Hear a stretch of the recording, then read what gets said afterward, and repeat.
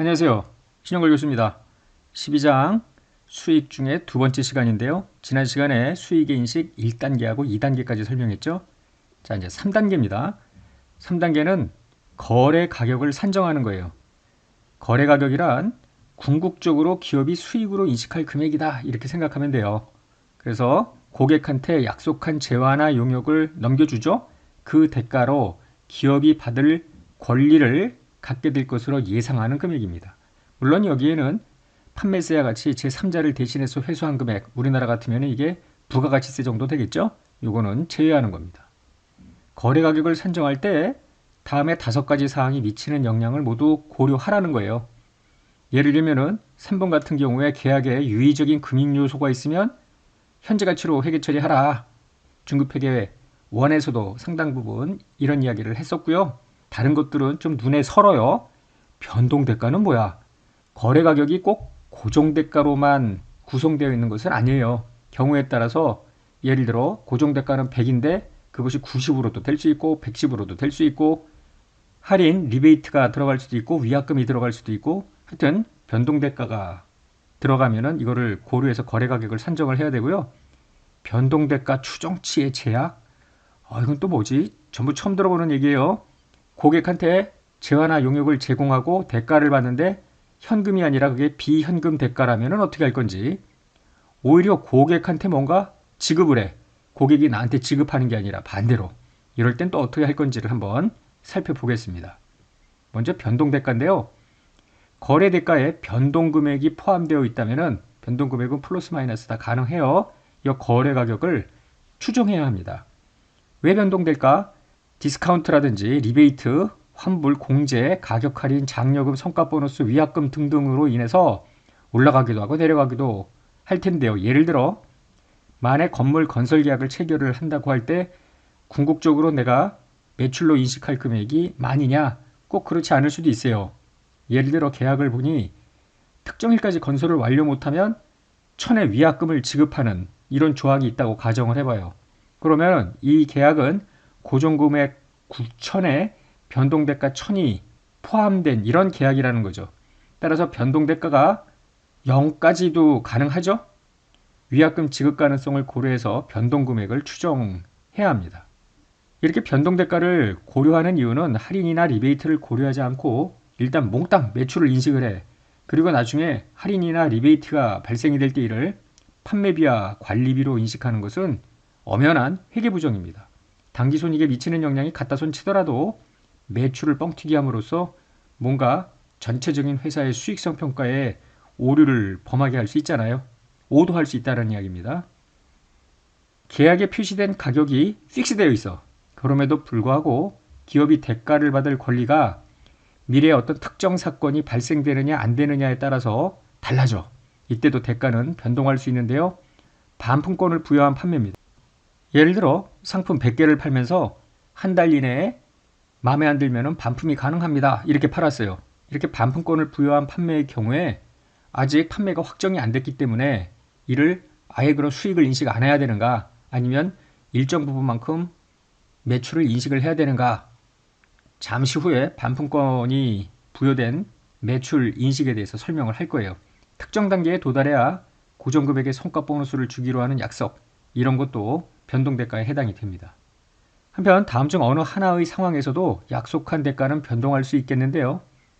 고객은 기업의 사업 관행, 공기한 경영 방침이나 특정 성명에 근거해서 계약이 표시된 가격보다 적은 금액을 받아들일 것이라는 정당한 기대를 하는 거야. 지금 매가는 100인데 항상 저 회사는 한 10 정도는 깎아줘 왔어. 그럼 정당한 기대를 한다면 기업이 가격 할인을 제공할 것이라고 예상이 되고요. 그거만큼을 뺀 금액으로 매출을 인식해야 되겠다. 그 밖의 사실과 상황은 기업이 고객과 계약을 체결하는 시점에 고객한테 가격 할인을 제공하려는 의도가 있다고 보여질 때도 역시 그거를 제외한 나머지 금액을 거래 가격으로 추정한다는 겁니다. IFRS 해석위원회 최근에 회신을 한번 보면은요, 항공사 고객에 대한 보상인데요. 예를 들어 항공사가 고객에 항공권을 팔고 대가를 받아야 되는데요. 연착이나 운행 취소 등의 문제가 생기면은 보상을 해줄 거 아닙니까? 그러면은 이를 어떻게 회계 처리해야 되느냐라는 건데요. 이런 보상은 궁극적으로 수령할 것으로 예상되는 대가가 바뀌는 거 아니에요. 전체 1000을 받기로 했는데 보상 뭐 500이 반만큼 보상을 해주는 바람에 반밖에 못 받아. 그러면은 이것도 역시 변동 대가로 마이너스 매출로 하라는 겁니다. 이런 연착 운행 취소 등에 따른 보상으로 인해서 추가적인 의무가 생기는 것은 아니죠. 그래서 충당부채 인식 대상, 비용과 충당부채를 인식하는 게 아니라 마이너스 매출로 회계 처리하라는 겁니다.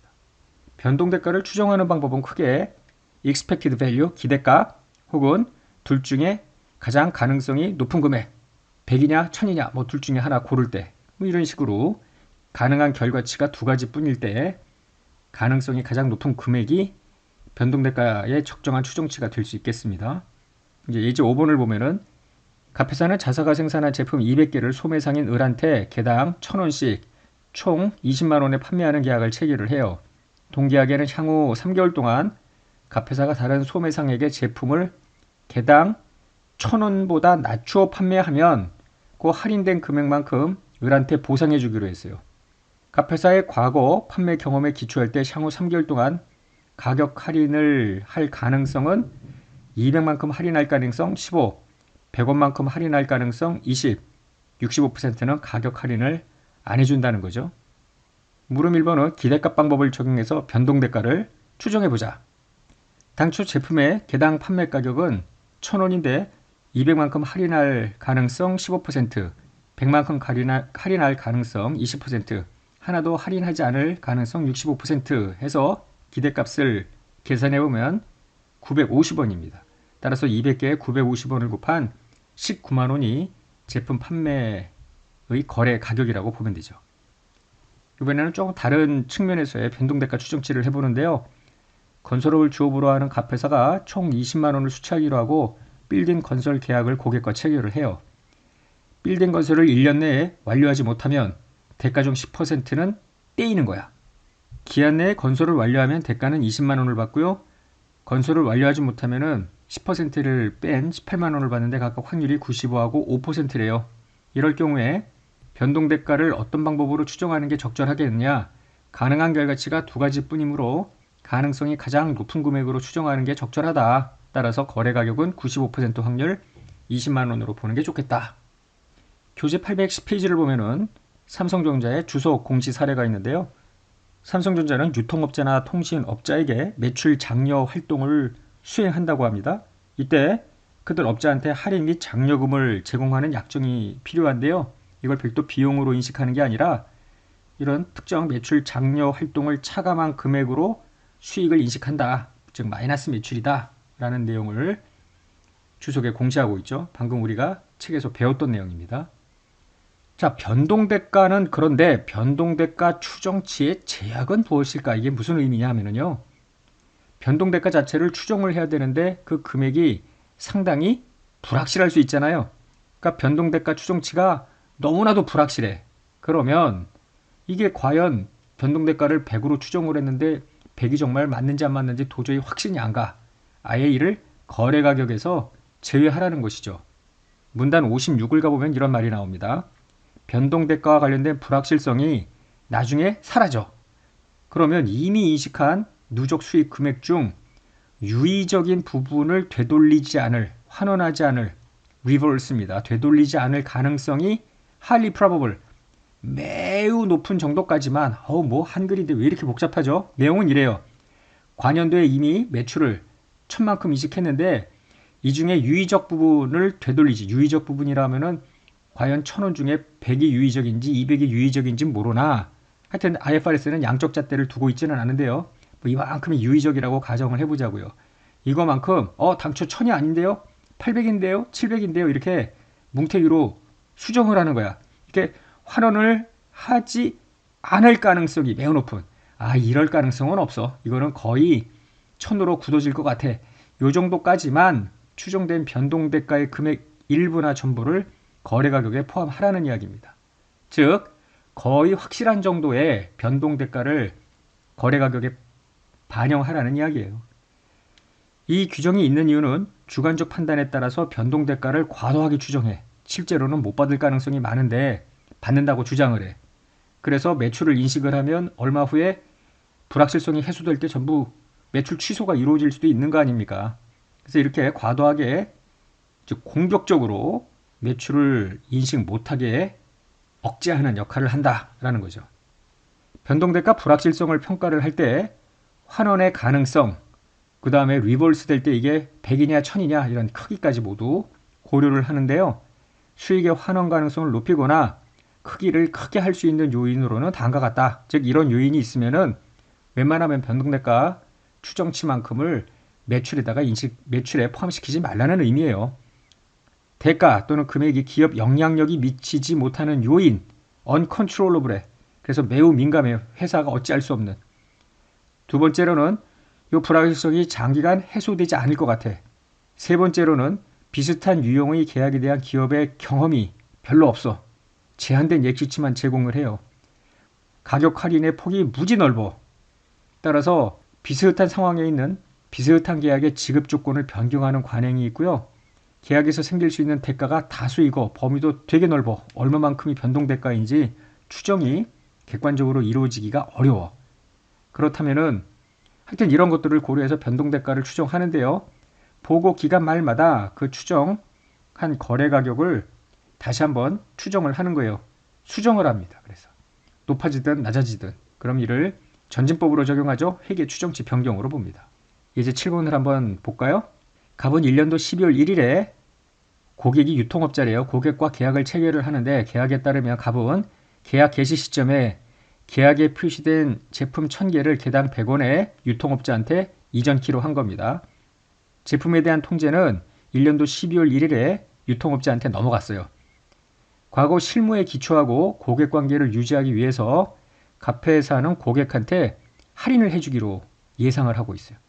이것은 고객이 제품을 할인할 수 있도록 하여 통한 유통이 가능하도록 도와주기 때문입니다. 내가 가격 할인을 해주면은 그 유통업자는 또 할인을 해서 소비자한테 유통을 제대로 하는데 도움이 된다. 뭐 이렇게 예측을 한다는 이야기죠. 따라서 계약의 대가는 변동될 수 있겠다는 겁니다. 경우 1과 2가 있는데요. 경우 1은 변동대가 추정치에 제약이 없는 케이스인데 갑회사는 이 제품과 비슷한 제품을 판매한 경험이 아주 많대요. 관측 가능한 자료에 따르면 갑은 과거에 이러한 제품에 대해서 한 20% 할인을 부여했는데 여러 해 동안 20%보다 유의적으로 큰 디스카운트를 한 적은 없대요. 현행 시장 정보에 따르면 가격을 20% 정도 낮추면 유통망을 통해 제품을 유통시키기에 충분하다 이렇게 생각을 한 거예요. 갑은 권리를 갖게 될 변동대가를 추정하기 위해서 기대값 방법을 사용하기로 결정을 했대요. 이게 더 잘 예측할 거다라는 생각으로. 따라서 지금 1000개를 100원 하면은 10만 원 아니에요. 100원에서 20% 정도 할인한 80원에서 1000원에 80원 해가지고 8만 원으로 거래 가격을 추정을 했다라고 되어 있죠. 물음 1번 변동대가 추정액 8만 원을 거래 가격에 포함시킬 수 있겠느냐는 건데 단기간 내 불확실성이 해소될 것이라고 예상할 수 있는 상황 아닙니까? 따라서 불확실성이 해소될 때 이미 인식한 8만 원 중 유의적인 부분이 매출 취소로 리버스 될 가능성은 낮다고 봐야죠. 따라서 12월 1일에 8만 원을 수익으로 인식하는데 문제는 없습니다. 반면에 경우 2는 좀 다른데요. 갑회사는 이 제품과 비슷한 제품을 판매한 경험이 있기는 있으나 진부화 위험이 높고 가격 결정 변동성이 매우 높았던 경험이 있대요. 관측 가능한 자료에 따르면 갑이 과거에 비슷한 가격 할인을 판매 가격 20에서 60%, 그 레인지가 상당히 넓어요. 한편 현행 시장 정보도 제품을 유통망에 유통시키려면 15에서 50%, 이것도 레인지가 넓죠? 어느 정도로 낮춰야 되는지 참 15인지 50인지 알기가 어렵다는 이야기예요. 제가 기대값 방법을 사용하기로 했는데 한 40% 정도로 본 거예요. 그래서 100원에서 40%를 뺀 60원으로 해서 거래 가격을 6만 원으로 추정을 했는데 자 2번 변동대가 추정액 6만 원을 거래 가격에 포함시킬 수 있느냐? 만약에 포함시킬 수 없다면 얼마를 해야 되느냐? 이런 이야기입니다. 지금 그 대가가 기업의 영향력이 미치지 못하는 진부와 위험에 노출이 되어 있고요. 가격 할인의 폭도 굉장히 넓잖아요. 따라서 유의적인 부분을 되돌리지 않을 가능성이 매우 높은 금액은 6만이다. 이렇게 결론 지을 수는 없어요. 이거보다 더 많은 금액이 리버스 될 수도 있다라는 것이기 때문에 이 6만을 거래 가격에 포함시키기는 어렵습니다. 비록 과거에 20에서 60% 가격 할인 범위가 있더라도 현행 시장 정보는 15에서 50%의 가격 할인이 필요하다는 걸 암시하죠. 따라서 회사는 거래 가격 50% 정도를 가격 할인을 반영한 5만 원을 매출로 인식하는 것이 적절하겠다. 그리고 계속 보고기간 말마다 거래 가격의 추정치를 다시 평가할 필요가 있겠다는 것이죠. 굉장히 주관적이고요. 하여튼 이런 변동대가 추정치의 제약이라는 것이 과도한 매출을 억제하기 위해서 변동대가를 제대로 추정해라. 어느 정도까지 리버스 되지 않을 확률이 매우 높은 정도까지만 변동대가를 반영하라. 이렇게 이해를 하면 되죠. 변동대가 추정치 제약의 사례로 시험에 자주 나오는 게 반품 조건부 판매입니다. 예를 들어 상품 100개를 판매하는데 한 달 후에 한 달 동안 반품은 가능하대요. 회사는 반품 기한 내에 5개 정도는 반품이 예상된대. 이때 회계 처리는 어떻게 하느냐 하면은 5개 정도 반품이 될 것 같으니 95개만 매출을 인식하는 거예요. 95개의 매가. 그런데 나간 건 100개가 다 나가잖아요. 하여튼 그래서 재고자산, 여기 지금 매출이고 이거 매출원가인데요. 재고자산은 100개의 원가가 다 빠져요. 근데 매출을 95개를 했기 때문에 매출원가도 95개의 원가만큼이 매출원가입니다. 아직 차변에 매출 채권을 인식할 수는 없어요. 왜냐하면 반품 가능 기한이 종료가 되어야 얼마나 거래처로부터 받을지 수취채권 금액이 결정이 될 거 아닙니까? 따라서 계약 자산이라는 고객으로부터 받을 권리를 표시하는 자산 계정을 사용을 합니다. 계약 자산과 수취채권은 다른 겁니다. 수취채권은 대가를 받은 무조건적인 권리고요. 계약 자산은 변동 가능합니다. 한편 계약 자산이 100개인데요. 매출은 95개만 하기 때문에 5개는 환불 부채라는 계정을 사용합니다. 마찬가지로 매출원가 95개, 출고한 건 100개, 5개만큼은 반환 제품 회수권이라는 계정을 사용을 합니다. 그리고 나서 예상 5개 중에 3개가 반품되고 2개는 미반품, 2개 미반품이 2개는 판매됐다는 거 아니에요? 매출 인식을 해야지.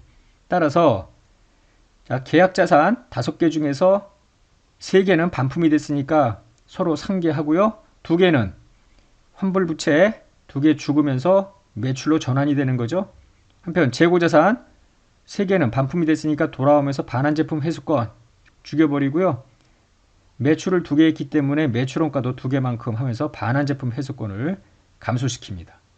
분기가 좀 복잡해 보이기는 한데 잠시 후에 예제를 통해서 다시 한번 정리를 하죠. 좀 전에 보았던 분계 중에 대변의 환불 부채는 수행 의무이냐? 수행 의무로 분류가 된다면 환불 부채에 대해서도 거래 가격을 배분해야 돼요. 그런데 환불 부채라는 것은 재화나 용역을 이전할 기업의 약속이 아니잖아요. 그래서 수행 의무가 아니다. 거래 가격 배분 대상이 아니고요. 보고 기간마다 환불 부채 측정치를 새로 수정하고 금액을 조정하는 겁니다. 환불 부채만큼 매출을 덜 인식하는 겁니다. 그러면 만약에 반품권 용역이라는 것은 수행 의무인가? 국제기기준위원회는 반품권 용역을 만약에 수행 의무로 본다면은 여기에 거래 가격을 배분해야 되기 때문에 굉장히 복잡해진다고 본 거예요. 따라서 수행 의무로 보지는 않습니다. 반환 제품 회수권이라는 차변 계정이 있었죠? 바로 요건데요. 요거는 재무상태표에 어디에 표시되는지 기준서에 나와 있지는 않습니다만은 기말재고자산 가산 항목이 적절하겠다라는 생각입니다. 좀 전에 보았던 분계는 계속기록법 하에서고요. 만약에 실지재고조사법에서는 판매할 때 계약자산, 매출, 환불부채, 판매할 때 매출원가는 인식 안 할 거 아닙니까? 그리고 보고기간 말 현재 궁극적으로 반품될 것으로 예상되는 것만큼 반환제품 회수권 그리고 그것만큼 매출원가를 감소시키면 되겠습니다. 한번 예제 8번을 통해서 문제를 풀어볼까요?